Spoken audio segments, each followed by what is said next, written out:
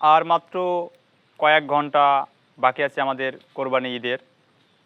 যেহেতু সৌদি আরব সহ পৃথিবীর কয়েকটা রাষ্ট্রে কোরবানির ঈদ আজকে পালিত হচ্ছে, সেহেতু আমি একটি কথাই বলছি, যে কথাটি হচ্ছে কোরবানি হয়তো অনেকের দেওয়ার সামর্থ্য আছে এবং দেখা গেছে যে অনেকে কোরবানি দিতে পারছে না, এমনও তো আছে যাদের সয় সম্পত্তি আছে তারাও কোরবানি দিচ্ছে না।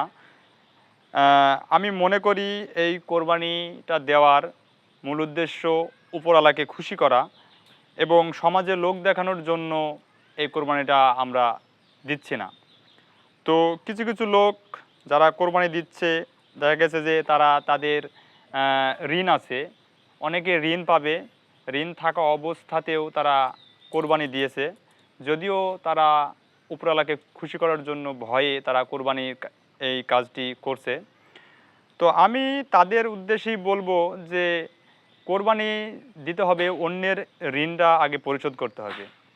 কারণ আপনার সয় সম্পত্তি যতই থাকুক, যদি অন্যের ঋণ, আপনার কাছে একজন যদি পাওনাদার থাকে, পাওনাদারের টাকা যদি পরিশোধ না করে যদি আপনি কোরবানি দেওয়ার চেষ্টা করেন বা দিন, তাহলে দেখা যাবে যে আপনার কাছে আপনি ঋণই থাকছেন, তারপরে কোরবানি দেওয়ার চেষ্টা করছেন, যদিও কাজটি ভালো। আমার কাছে মনে হয় আগে ঋণ পরিশোধ করাটাই উত্তম ইবাদত বলে আমি মনে করি।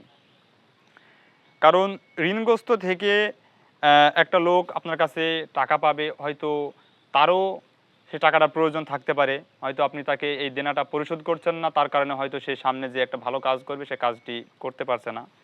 তাই আমি এ কথাটাই বলছি যে আপনারা কোরবানি দিন ঠিক আছে, কিন্তু অন্যের ঋণ পরিশোধ করুন আগে, তারপরে কোরবানি দেবেন।